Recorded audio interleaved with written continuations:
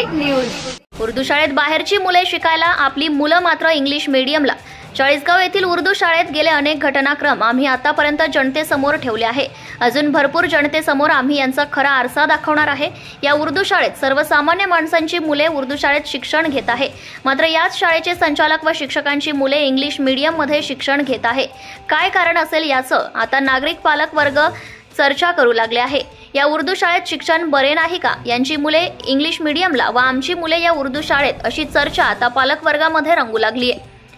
शिक्षक व संचालक यांची मुले इंग्लिश मीडियमला शिकतात व आमच्या मुलांना उर्दू शाळेत हे शिकवतात की नाही, असा सवाल आता पालक वर्ग करू लागले आहे।